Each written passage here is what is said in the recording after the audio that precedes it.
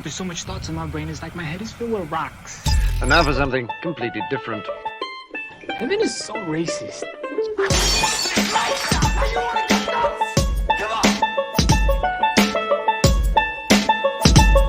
What I do is I look a woman up and down and I say, I'm coming to join you, bitch!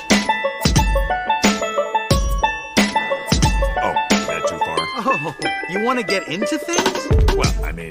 No. Let's get into things. Let's get real. Everybody, Bojack wants to get real. Cancel the bubble round, because we're getting real. There we go. Hello, everybody. Hey, how you guys doing? Hey. Fine. Hi, y'all. Yo. I wasn't talking to you. I was talking to the listeners. Hey, everybody. Welcome to another episode of... No, I'm just kidding. No Time to Binge. Literally, my favorite show that comes out every other Wednesday, especially on the Some Nobody's channel, but anywhere that I can post it to as well. Now, currently, award-winning. Mega award-winning. Woo. This is what you guys are watching / listening to / avoiding is podcast of the year, is pop culture phenomenon of the year, which is also the third one, which I forgot because I'm on the wrong page of and comedy podcast. It's comedy podcast, Zach. Just because you're the one who's not funny doesn't mean that the rest of us aren't. I appreciate the fact that you can't see when I'm setting you up for a joke, and we're going to get on with it. What this show is, if you don't know, this is a show in which we have shows that we like, but we just have literally no time to binge these things. So what we do is we watch the very first episode of a show, and then the very last episode of the show, kind of make up what happens in the middle, and then just make up really the rest while kind of hating each other more and more. I'll be the host of today for some reason. My name is Zach. You can find me on Twitter at Corporal Nerds. With me, as always, is Dylan Terry. You can find him on Twitter at Vorpal Words. Always with us, as always, is Archangel Michael. You can find him on Twitter at Portal Turds. We also have the beautiful B. What's your Twitter handle? What's your Twitter handle, B? That's Queen Bethy B. Boom, love it. And this is not because we won these awards or we paid a lot to have him on here, but Not at all. He just wanted to be on an award-winning podcast. That's true. That's true. Even though I am on one. So. I actually don't know how he got into those chats. He just said, I'll be there. I'm like, oh shit, how'd Casey get in here? Either way, literally the better half of the Scene Snobs, Casey off dem Scene Snobs. How are you doing today, sir? Marvelous. Thank you so much for having me. I'm super excited to get through this little bit of Good Place. Yeah. Dude, we are very excited. Well, I can't speak for everyone. At least 2 of the 4 of us are very excited to have you on here. So yeah, The Good Place. And it started out 2016, beautiful comedy, really well written. And it starts with episode 1, season 1, which is called Everything is Fine. Now, the synopsis on IMDb is way too long. So here's what I got. And I'm going to go through this quickly. Now, a homegirl wakes up. The best bartender is interviewing Elsa Schramm, and he tells her that he's dead, and he gives Dax Shepard's wife the deets on her demise. Now, some religious talk about Doug Frissett and what will become the Jeremy Bearimy turns out that Veronica Mars is in the good place. Hence the name of the show. Then there's a safari tour of this vanilla-ass town. Ex-Whoopi Goldberg drops some science and some God math on them, and mostly it's about ethereal voyeurism as well as soulmates, clearly, where everyone has one, and it's the perfect place.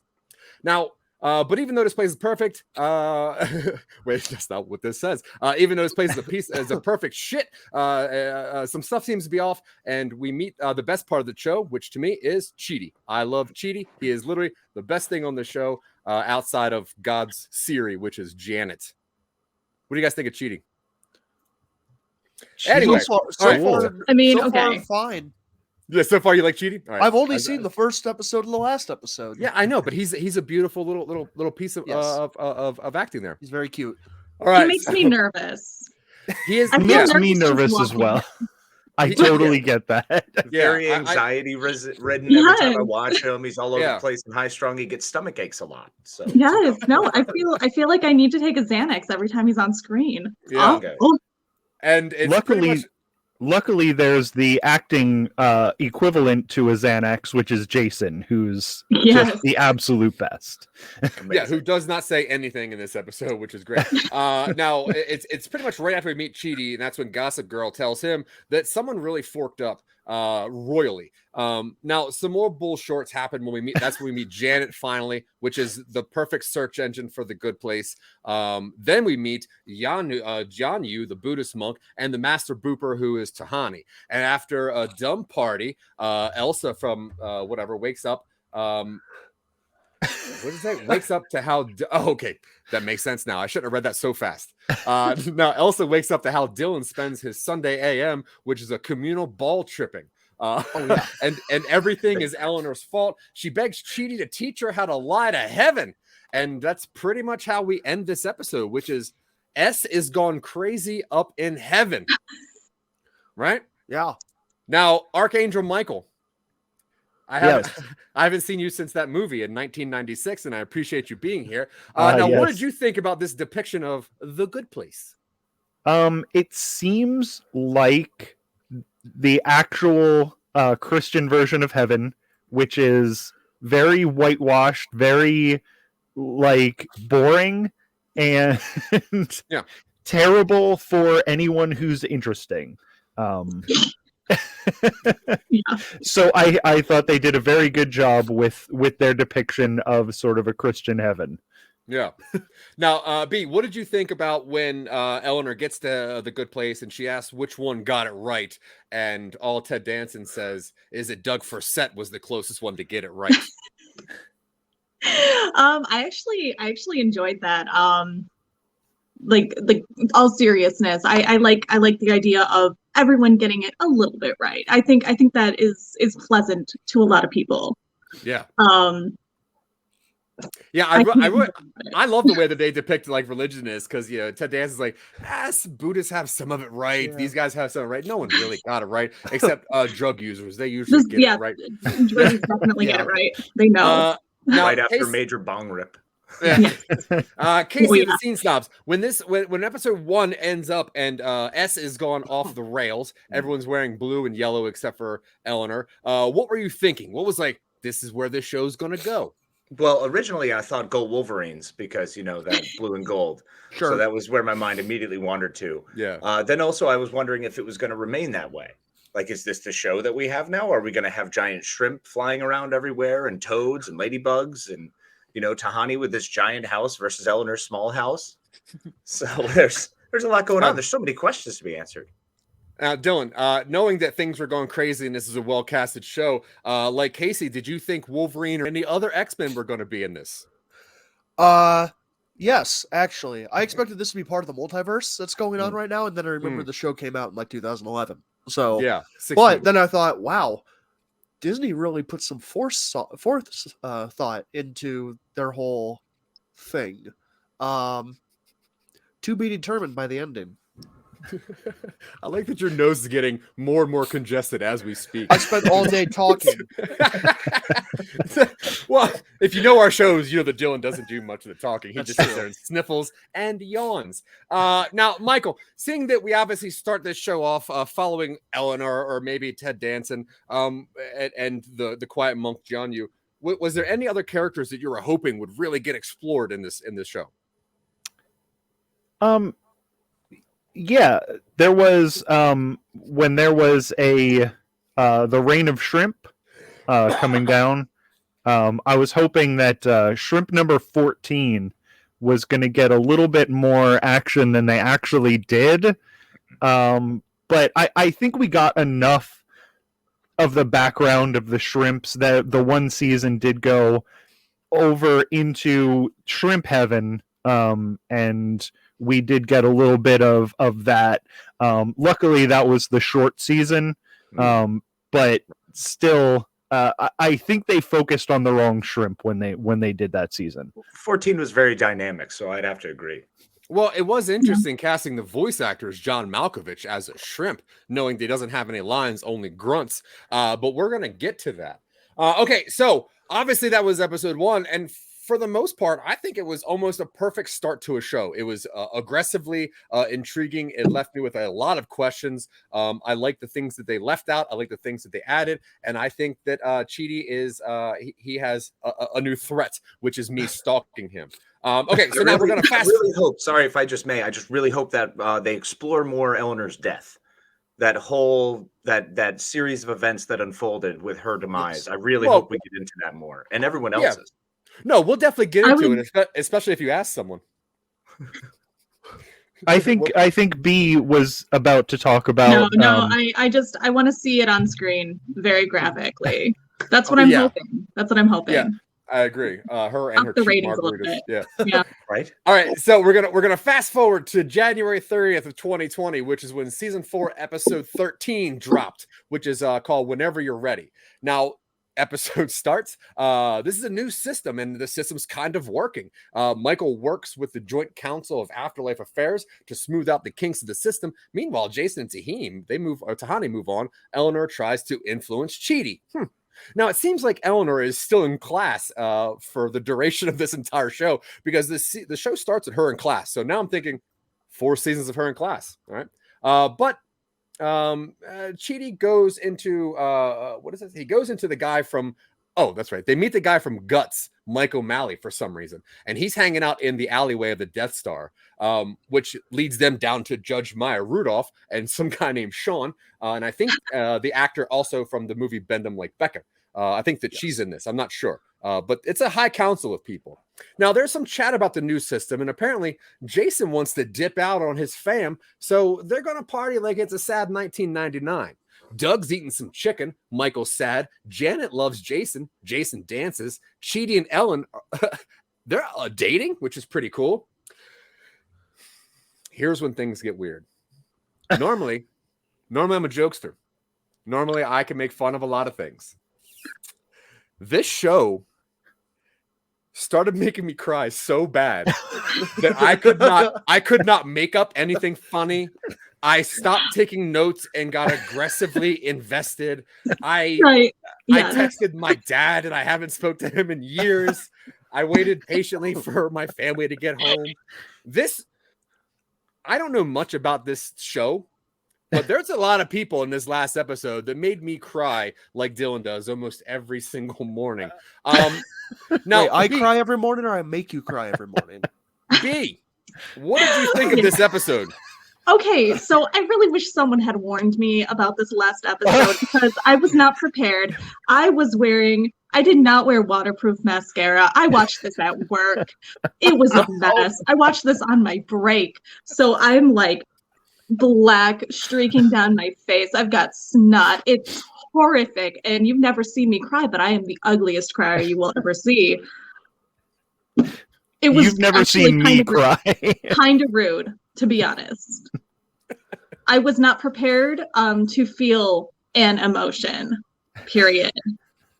I don't usually do that. So, yeah. Yeah, I agree with you. I tried not to feel emotions. This last episode really, it really made me question some choices that I made in life while not experiencing this kind of love. Casey, I only called on you because you were drinking at the time, but what was the main takeaway from this last episode? What was the scene that you were like, this is what it is. This is what this show's about. That letting go is always hard is the main takeaway from this.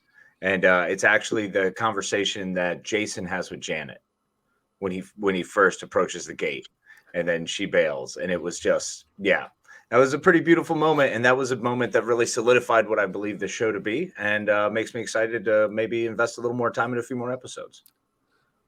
Oh, you didn't watch it all? Well, then these questions are going to get pretty hard, my friend. Okay.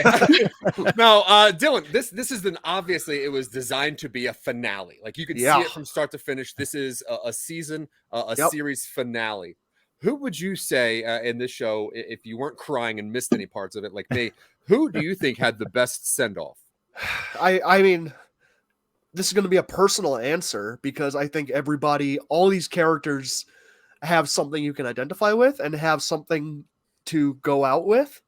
The one that resonates to me is the moment where Eleanor tells Chidi to say goodbye now and not to and not to be there when she wakes up. And I am just like, Stop. Stop. fuck. Look, we need to make a rule change to the show. Okay, from now on, we cannot do good shows on this show. It's not No, fair. It's not. I fair don't to have try to be tissues on me. funny. If I start crying, we're screwed. No. Listen, The Good Place is too good of a show to make fun of. It's too good of a show. I will never be anywhere near as good of a writer to make up something like this. So Zach, what you're saying is that this is the last episode of No Time to Binge. No. Oh, okay. No. Continue. We're just gonna do better shows on No Time to Binge. We're than this just garbage that is The Good Place. We're gonna have to all send ourselves through the gateway one by one. Yeah. With Teary okay. Closure. Before we get into the jokes, I might have the least amount of emotions of anyone maybe on the planet. When Jason is walking towards that gate, I was bawling. I was bawling. Yeah.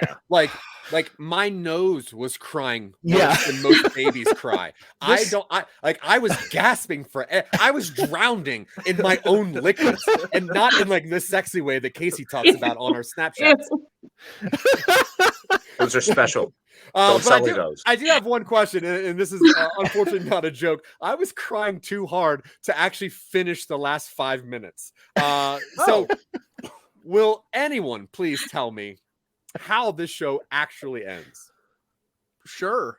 I do want to preface this. Anybody watching this episode, if you haven't watched The Good Place, this is a sincere recommendation that you go watch absolutely. The Good Place. Yeah. Back. It is the best sitcom I have ever seen. Far and Yeah. away. And the thing is, like, we've done good shows on the show. JoJo, phenomenal show. Centaur World, Yeah. great show. Trigun, fine. Badland, I don't know, steampunky. But here's the thing: The Good Place is too good.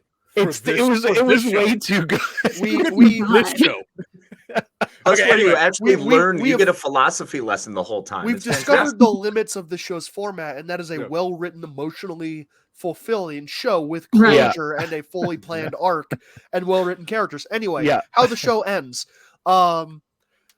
Jason ceases to exist. Chidi ceases to exist. Jason ceases to exist for real. Eleanor wanders for a little bit. Tahani becomes a god, kind of. As Eleanor she ceases should. to exist. Yeah. As she was destined to. As she should. Eleanor ceases to exist. Michael becomes a human and experiences all of the wonder that humanity has to offer. The highs, the lows, the sideways, etc. Someone gets Michael's mail delivered to him by mistake, goes up, says, "Hey, I got your mail by mistake." He opens it up. It's a savings card for a local grocery store. He goes, "Thank you. Sincerely, thank you." Guy says, "Take it easy." He goes, "No. With all the wisdom in the universe behind me, take it sleazy." Easy. Door shuts and the show's over. God damn it. All right, let's make fun of this show. Okay, now Okay. Perfect. Please. Okay. Yeah. Okay. Now, obviously, this show has so much heart. There's too much brains to it. But as we know, there's also a lot of creativity to it. Now, I'm going to go around the panel and I'm going to ask you, because as we know, season 3 was mostly musicals. If it wasn't musicals, it was those weird silent ones, which I do appreciate. That's well writing. But I'm going to ask each of the panel members to let me know which of the musical episodes from season 3 you thought was the most entertaining. And I'm going to start with Archangel Mitchell. Okay, as you know, I'm not a huge fan of musicals. I don't like musicals as a whole. I don't like when TV shows jam a musical episode into like their format. That being said, the fact that the entirety of season 3 was all musical episodes based on traditional up to present Broadway musicals had me going. I don't like Hamilton as a show, but the fact that Lin-Manuel Miranda wrote all of those like heavy metal versions of rap songs for episode, what was that, 4? I was a big fan of that. I thought he got the gore just right. The swearing was perfection. Tasteful. The description in the song about Eleanor's death, about how when those shopping carts hit her and it cut her into chunks and then filled up the, like, I know B wanted to see it, but the description I thought was so like on point that I could see it in my head. So that was my favorite episode. I don't know. I don't have an imagination, so. Oh, I forgot that about you. It was Yeah. like a laser grid in Resident Evil. If B's eyes are closed, they see nothing. B, favorite musical episode. Okay, so I really enjoyed the episode. I think it was episode 8.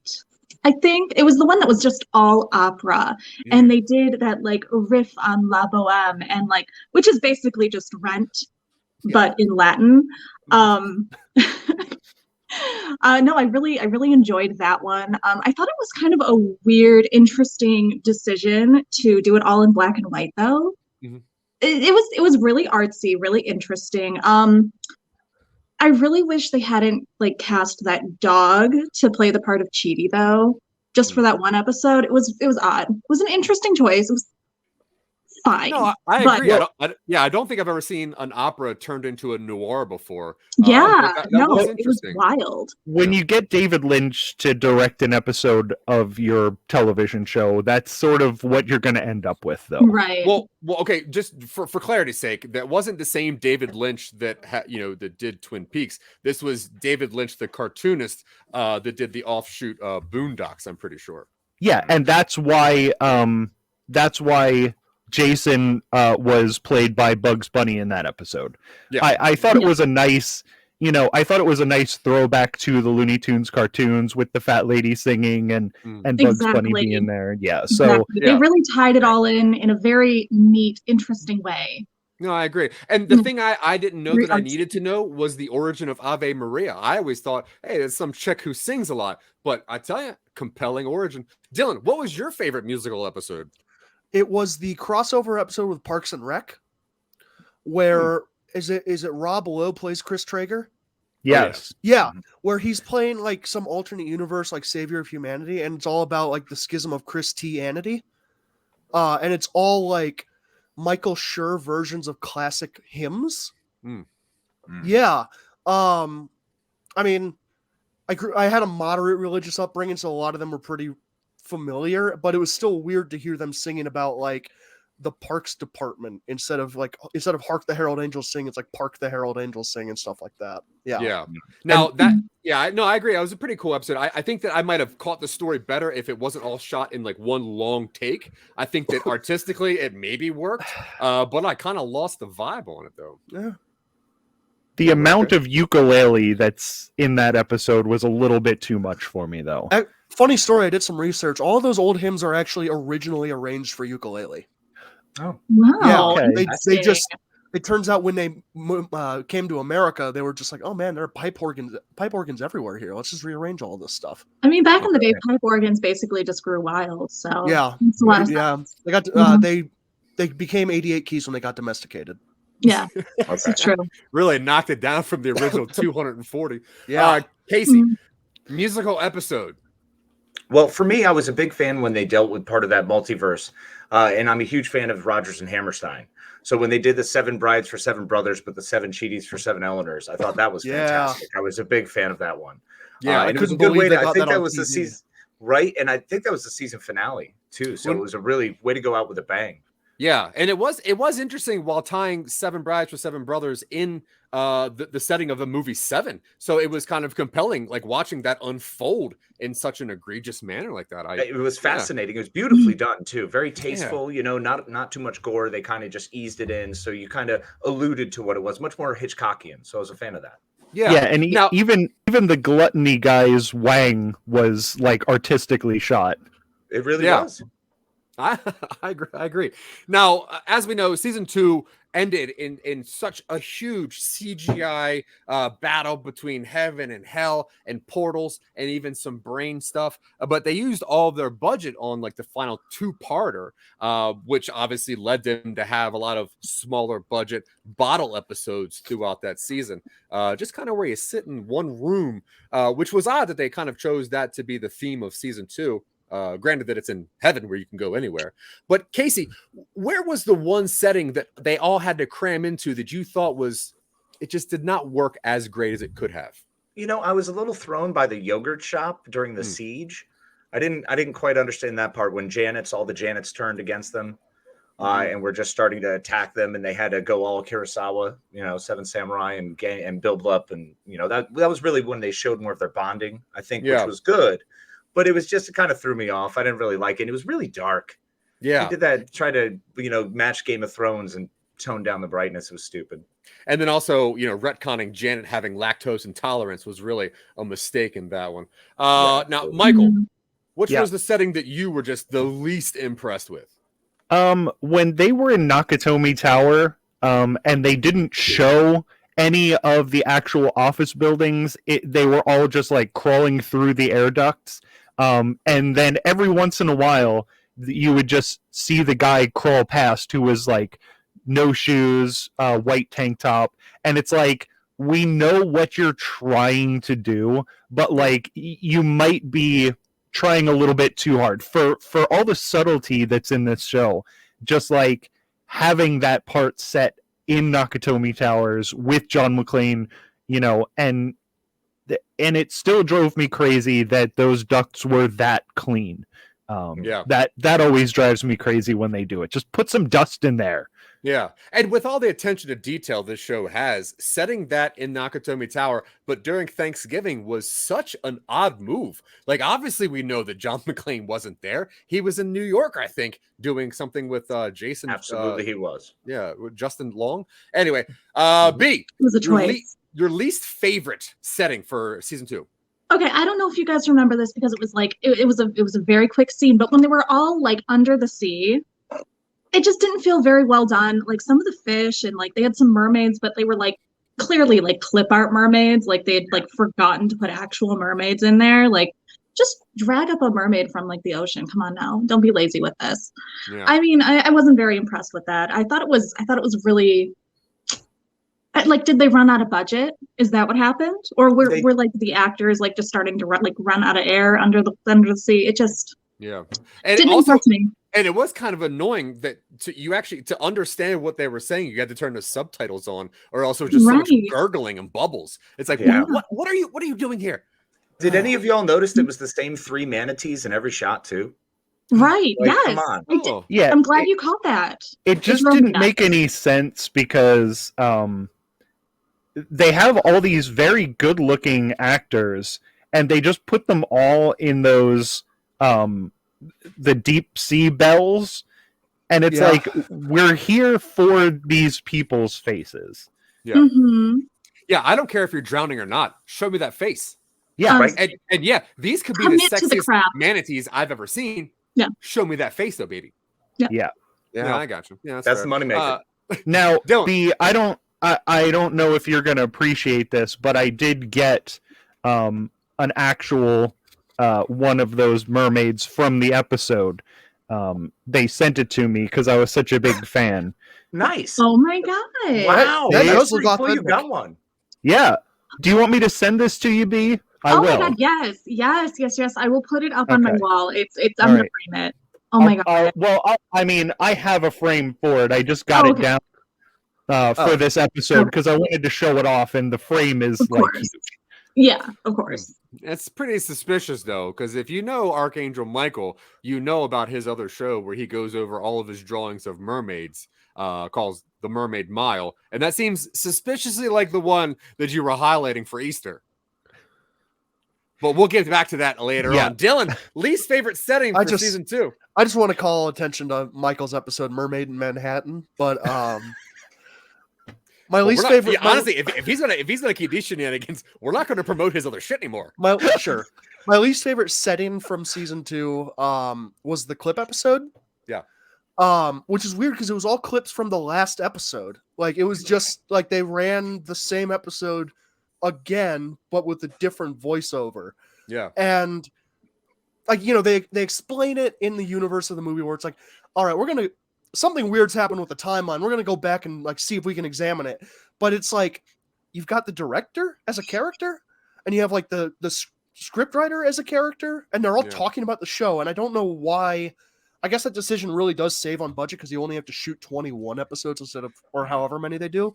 Yeah, well, it's odd that you bring that up because that episode, I remember texting you and being like, this is fucking dynamic, bro. And you're like, that piece of shit? And no, and we didn't talk for at least 4.5 days because of that. Yeah, we lost out. We canceled like 3 recordings anyway. I was whatever. like, what else is life but repetition, but pain? Okay. And you're like, yeah, but the director. Clip episode. Next question. Yeah, the clip episode was bad, but the fact that they took the clip episode and made the same thing with the webisode. They did the same thing, and then with the manga, they just reprinted the same thing with different words in it. It was just a whole thing, and it's like, I get what you're doing here, but you didn't need to spread it across all of the media. I mean, I wasn't impressed with the video game version either, honestly. I was gonna bring up the video game. The fact that 3 and 4 were the same game with different voice actors, but doing the same lines. I thought it was brilliant. I texted and all they Don did was change some names on the stores. It was terrible. And how about the 3D episode? Because that was miserable. Well, it was better than the video game that was like Zork. Like, come on. I get we have to look at video games. I can't be reading video games and trying to imagine what the hell's going on here. Yeah, especially a text-based mobile game. I don't have an imagination. Yeah, B was having a hard time with that one. It was really hard, okay? Yeah. Yeah, well, I mean, you were texting me the whole time, like asking, advice to do this and, to send pictures of what you thought that was supposed to be going on. I asked for a diagram. Yeah, because they kept putting in the group chat, they're like, help me imagine what heaven looks like. And I'm like, how do I do that? I was happy to do it, but my goodness, you were playing that for like 3.5 weeks. Yeah. That text chain got so long, I had to mute the entirety of Facebook. Now, as we know, one of the highlights of the show is Jason Mendoza and all of his amazing stories, whether they be from Jacksonville, Florida, or his dance team of 37 people, or his absolute love for EDM. But Dylan, as we know, Jason Mendoza has some amazing stories. Will you please tell our friends and fam up here, which of his stories was your favorite? Yeah. It was the one about his first dance team. He's got 2 dance teams in the show. And we see one of them in the finale, which, okay, Jason Mendoza can dance in real life. Cool. Give him a spotlight. It's fine. It's like letting someone who can sing a song in an episode of some show like Vampire Diaries or something like that. But what really, like, the story that he told me was when he was like a monster hunter, and his 2 dance teams had been Frankenstein together. And there were 72 of them because one of the dance teams was 37 people and then the other was 35, and they get melded together and they win a dance competition because they can enter as one person. So it was like a solo dance as long as you can. And considering it's just at that point, just a ball of legs, it just kind of like dances for a while and then rotates and dances for a while. Yeah. Really avant-garde stuff, turning it into like a claymation sequence. Because, they blew all their budget on the battle in season 2. So, you got to do what you can. Yeah. Yeah. No, I did. They probably could have saved some money on that battle scene if they would have, instead of hiring 37,000 extras to actually do the battle, like a lot of people actually died during that thing. So a lot. It was 5. Semantics. 5 people. And in all fairness, it was because of the lackluster craft services. It wasn't had anything to do with like the stunts or anything. Bingo. Yeah, but you could have probably halved that and then just computer generated the rest of that battle. Sure, but That's true, but just you wouldn't have gotten that realism like with the actual blood. Like that's what I'm saying. I mean, you know, when you have 72 pieces put together in a popping and locking motion, and that's all doing what it does, I think you can see where the money went. Casey, how about you? Favorite Jason Mendoza story. Sorry. My favorite Jason Mendoza story was the one where he was talking about actually playing naked in the middle of Jacksonville Jaguars Stadium, but in London. And when he was talking about the Zeppelin that was crashing while he was playing Madden. Something about that was just very exhilarating. And the way they took their time showing that, because I think it wound up being like a 14-minute flashback. Yeah, like kind of when they flashed to it, and that was the really good effects. I think that believe that actually led into a song in the Rodgers and Hammerstein version musical. So that was the reason I loved it so much. It was straight out of South Pacific. And also, you know, turning that Zeppelin into a big bottle of Tylenol PM was impressive. I don't even know how they did that. Michael. Yeah. Mendoza story. When the season where he actually started practicing Buddhism and he really got into it and he really like understood it and he actually like achieved nirvana and he existed at all points at all times. And then he tried to stop a big crime from happening, but instead he just decided to sit on a rock on Mars instead and cry about how sad his life is.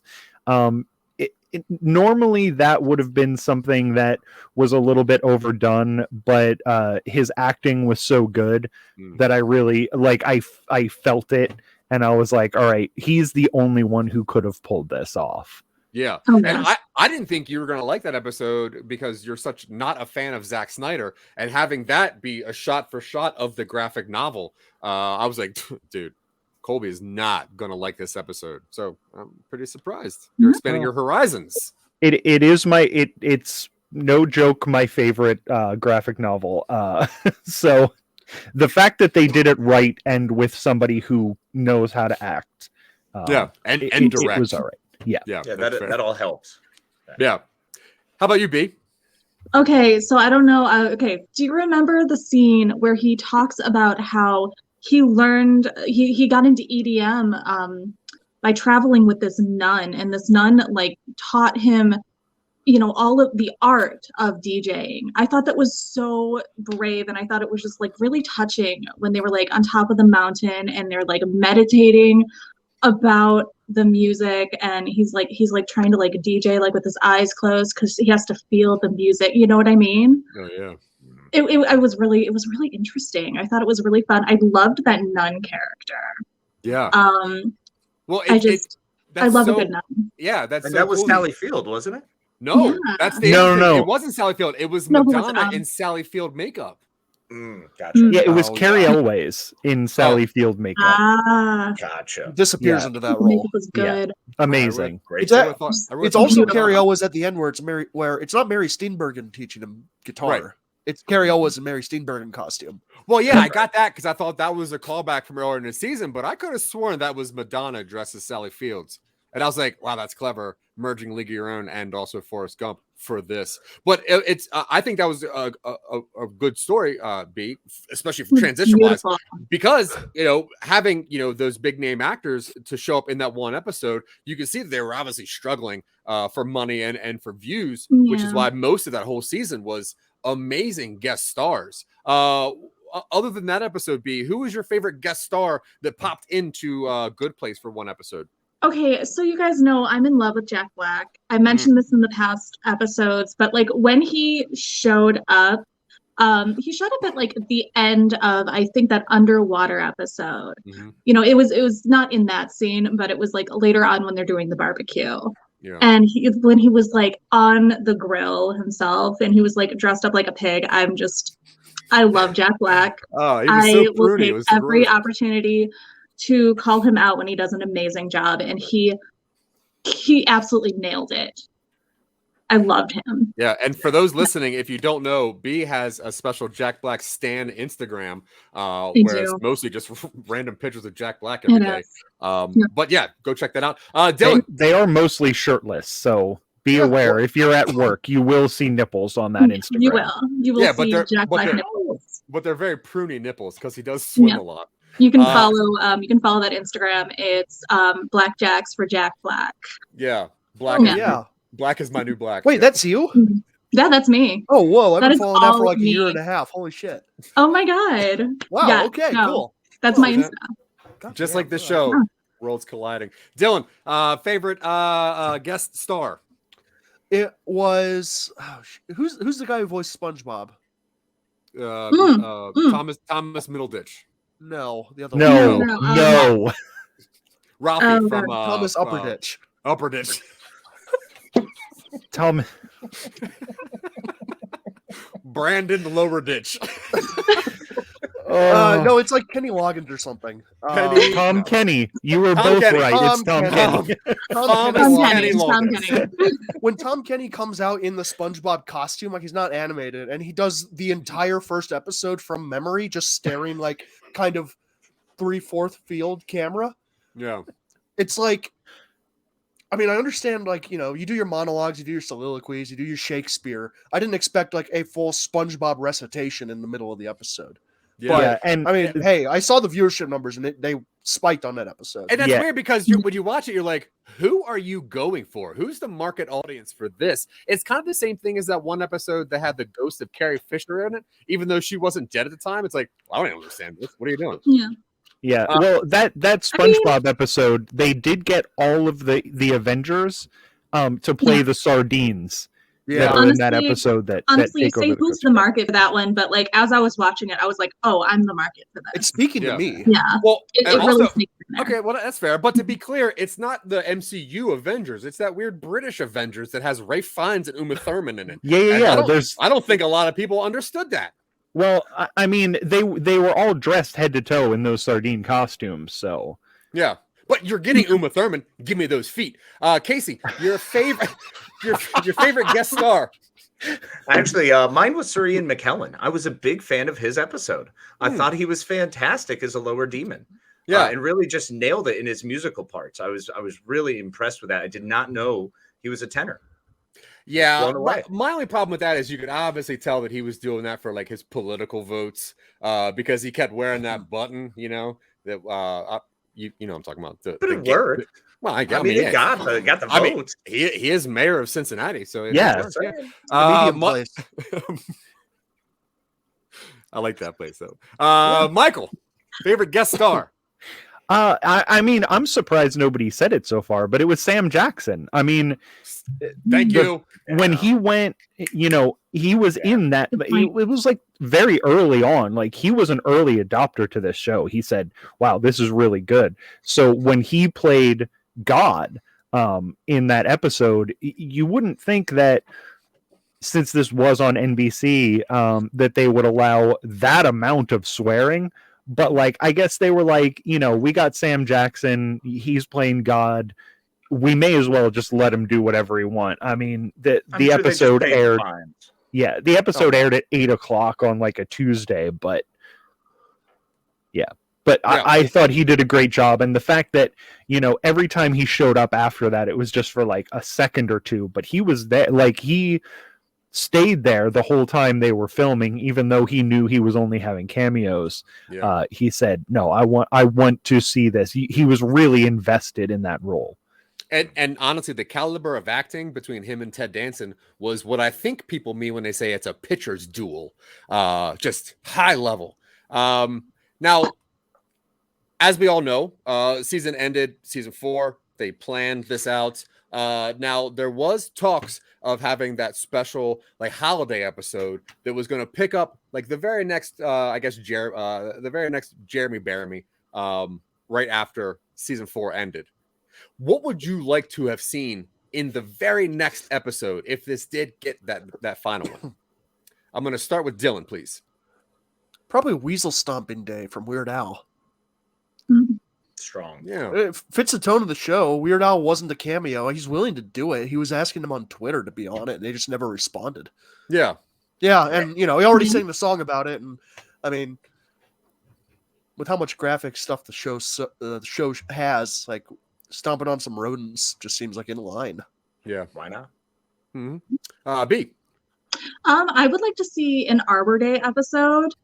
I think that would be a really, really good. I mean, we need to talk about the environment more, especially on shows like this. Just because of like, it was such a they were so wasteful with a lot of their set pieces. I don't know. I don't think that they did a lot of recycling afterwards, and I really think we need to be very concerned about the environment, especially in heaven. I just want to. Nobody thinks about the trees in heaven. I just want to clarify. You mean an Arbor Day episode, not an Arbor Day, because she wears the University of Michigan colors. Oh yeah. I'm just okay. Cool. Just checking. Right. Well. So yeah. Because there was also. I mean, let's take the show to Ann Arbor, please. Too. Sure. Let's get over there. No. They don't have their filming tax credits anymore, so. But they have nice trees. Yeah, you're right. We don't. Ugh. Casey, off them Scene Snobs. Jawohl. I would definitely say the Groundhog's Day episode. That's what I would have really liked to have seen, because we could have gotten more of the history about the Weather Museum up there, which talks about all the Punxsutawney Phils that have come in the past who are then graced with it, and how that line continues. Fascinating stuff. Yeah, as someone who visits, continues. Sorry. Yeah, I visit that Punxsutawney every year on Groundhog's Day, and it is the most exciting. It's the most exciting time you'll ever have in a small rural Pennsylvania town full of about 3,000 old white people. You've never had so much fun. Oh, it's amazing. You might actually wind up getting hammered at a VFW hall and then taking pictures with random people and other people's clothes on, and have no idea how you wound up at Gobbler's Knob. Yeah, it's a wild time. Listen, Casey, no one wonders why they end up at Gobbler's Knob. Let's just be honest with each other about that one. Michael, last episode. Now, can we get serious for a second here? I know that this is a comedy podcast, but award-winning. I would like. We need to have an Easter episode of this show. This show did not talk about our Lord and Savior, Jesus Christ, nearly enough. In this country, we don't get any sort of Christian representation. The Christians are so oppressed. We have nothing. We can't talk about Jesus. In all fairness, your stupid Jesus holiday is in this show, and also your stupid holiday has its own island, so I don't care what you're saying.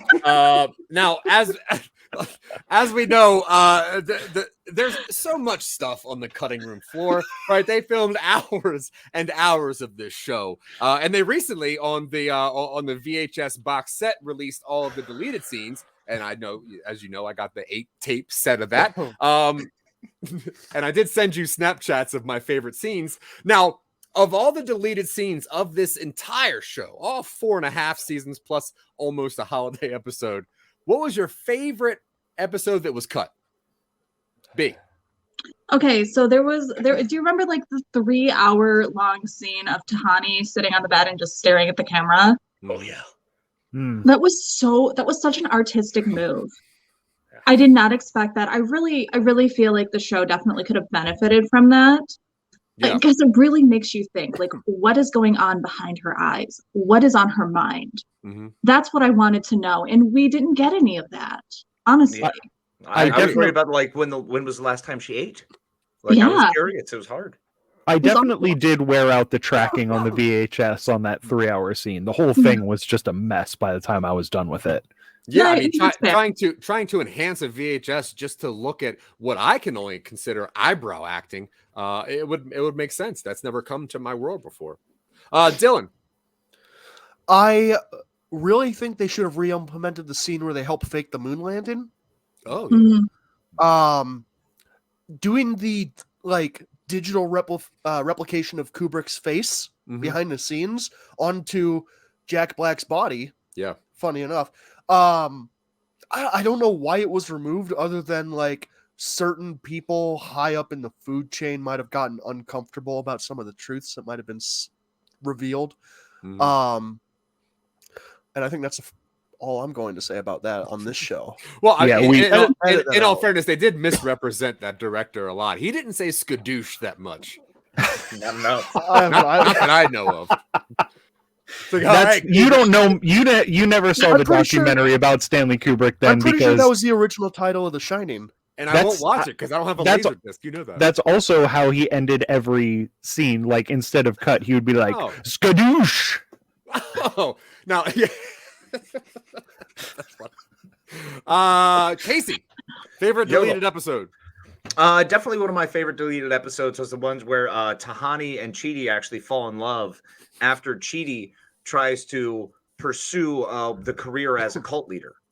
So that was a weird one. We know she kind of pulled him back, and they were like, oh, they had to realize that maybe they were better as friends. I think that was a beautiful thing that could have been added back and would have worked very well with the pace of the show.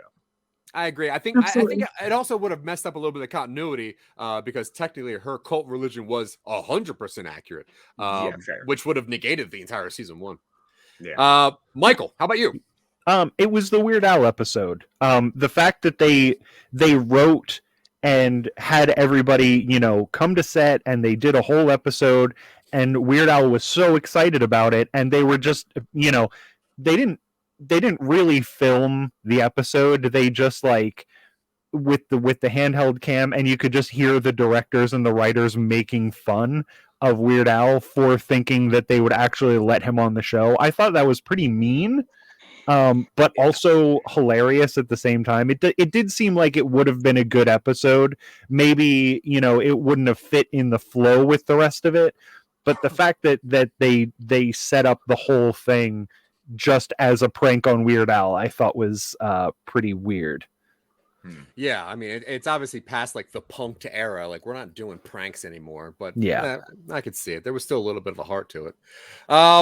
All right. Well, I mean, it obviously seems like this is one of the most interesting shows that we have done on this show or that we've seen in a while. And usually the way that our shows work is that we don't ask people to do any preparation. But I did it a little different this week. I did ask you guys to do some homework, and I'm sure, and I hope you brought it. Oh, absolutely. Yeah. Okay, good.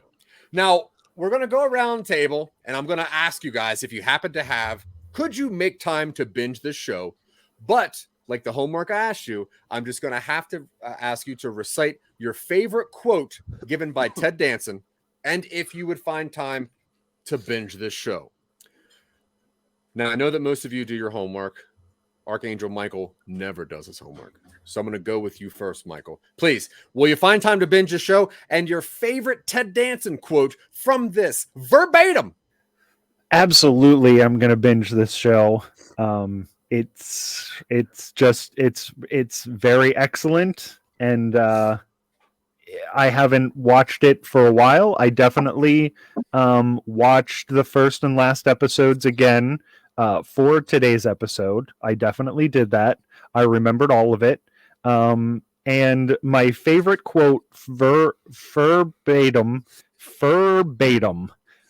from Ted Danson was when he was like, Jason, you son of a bitch, before you go through that portal and become non-existent, I'm going to need to get a little bit of that ass. Yeah. Yeah. I tell you, nothing very could have been sweet. sweeter than those words coming out of Ted Danson's mouth. I completely agree. B, will you find time to binge the show and verbatim your favorite Ted Danson quote? Okay, so I will absolutely find time to binge this show. I'm a very busy person, but I can watch it at work, and I will wear waterproof eyeliner next time. I'll make sure of it because I'm sure there are so many more tears to be had. But my favorite quote, I don't remember where it was exactly, but he says, oh my God, there are fire ants in my pants." It brings me to tears every time. Honestly, Yeah. and having that be like the reoccurring thing that keeps It popping was. up. Oh God, it was so Oh my great when God. Ted Danson finally said it. Yeah. I agree. Dylan. Yeah, well, I'm go back through the show. Absolutely. I don't have a whole lot else to say, but yes, I will absolutely binge the show. And favorite quote from Ted Danson would probably be like Verbatim. Verbatim. That's what I asked for. Verbatim. Yeah, no, I know. I have it Or written down. verbatim. I have it written down in the next window. Yeah, okay. All right. My name is Mr. John Hinckley Jr., and today I'm going to assassinate the President of the United States of America, Ronald Reagan. Yeah. Yeah, those cosplay episodes were very weird. I agree. Yeah. But I did like that in that alternate reality he did succeed in assassinating Ronald Reagan, though. It did make the world a much better place. Yeah. It was And obviously inspiring. if you're going to kill a president, you could have less panache. So I Yeah. like it. Yeah, I'm for it. Casey, off them Scene Snobs. Will Yes, you make indeedy. time to binge this show? And verbatim, favorite Ted Danson quote? Verbatim. Well, yes, I will absolutely make time to binge this show. It's a fantastic one. Verbatim, it is, if soulmates do exist, they're not found. They're made out of other body parts. Yeah, dude, season 3 Yeah. did get dark for a little bit. You're right. did. But I mean, Yeah. that's Yeah. where it goes. And yeah, Musically. obviously, I think everyone should make time to binge this show. This is one of the most heartfelt, beautiful things that I have ever witnessed, and it can only get better more and more. Watch it. And like I wrote to you guys in the private chat, my favorite quote was, "No matter how many Jeremy Bearmys I've lived and bitch I've lived, the only thing I've learned is no blackface." And I guess It's a Yeah. lesson to learn from. yeah, Yeah, and I can't believe they did a whole Definitely episode on there. that. I mean, yeah. And you can see why it was cut. So that makes sense. It's good that he did learn that lesson, though. Yeah. Yeah, very, I very mean, political. Yeah. And it was odd they went After for like he an got office kind of canceled. thing for that. It's like, Yeah. why Well- are you doing a confessional? I mean, you're only going to get in trouble when you dress up like Jack Black, so I don't know why anybody tries it anymore. Yeah, Yeah. or if you're Jack Black dressing like Stanley Kubrick, though. Yeah. Okay, everybody, that has been this crazy episode of No Time to Binge. Please find some time to binge this show. It is gorgeous, and we appreciate you for binging this show and also finding time just to look at Michael's beautiful mouth because gorgeous words drop out of it. Yeah. Look at it. Word. All right. So if you need any more of us, you can find me at Some Nobodies. We do all the weird stuff. We do a lot of award-winning shows, such as No Time to Binge, which is award-winning for Best Podcast of the Year. We also do No Time to Binge, which has been awarded Best Comedy Podcast of the Year. And also you can find us at No Time to Binge, where we are Best Pop Culture Podcast of the Year. Thanks to Mr. Casey of Scene Snobs. Dylan, where can people find you? I'm on all of the Some Nobody stuff and some other stuff. You can also find me on Twitter at Vorpal_words. B. Okay, so you can find me at my other podcasts, Deep Lore and Is This Podcast JoJo Reference. We mentioned my Twitter handle, Queen Bethy B, earlier, but also please follow my Instagram, Blackjacks for Jack Black, if you want lots of beautiful Jack Black content. Oh, Yeah. yeah.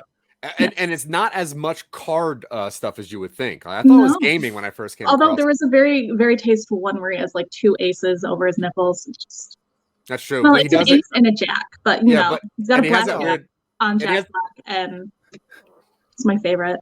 Yeah, he has that weird like draw 4 meme face going on though. Like he's about to blast somebody, which Oh, is yeah. cool. Yeah. Archangel Mitchell.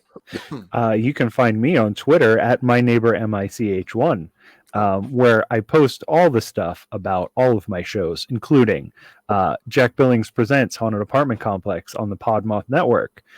Jack Billings Presents I Love This Terrible Game, a video game show where we talk about video games. Jack Billings Presents Generation Clash, which is a music podcast. And Jack Billings Presents PowerPoint Showdown, which is on YouTube, on Some Nobody's YouTube for some reason, even though Jack Billings presents it. So check you me have out on all of those things. Do you have a YouTube channel? Absolutely not. Oh, well, that's why it's not shown there, I think. Where else would we show it? Wait, so your Twitter handle is not it's not portal_turds. No, it's not. Huh. That was my old one. Yeah. I Because changed it since then. Because me and Dylan changed our Twitter handles to rhyme with yours. So Oh, well, crazy. once I saw you guys do that, I was like, I need to separate myself from these some nobodies. Dylan, I think you know what to do. my We're friend. doing a little bit too much together lately, and it's starting to alienate some of the Jack Billings fans. Speaking of which, Do we have Jack Billings producers? presents Haunted Oh wait, are we Apartment cutting the show? You know we always cut when he starts talking. Oh, okay. But Casey, There's so much thoughts in my brain, it's like my head is filled with rocks. And now for something completely different. Heaven is so racist.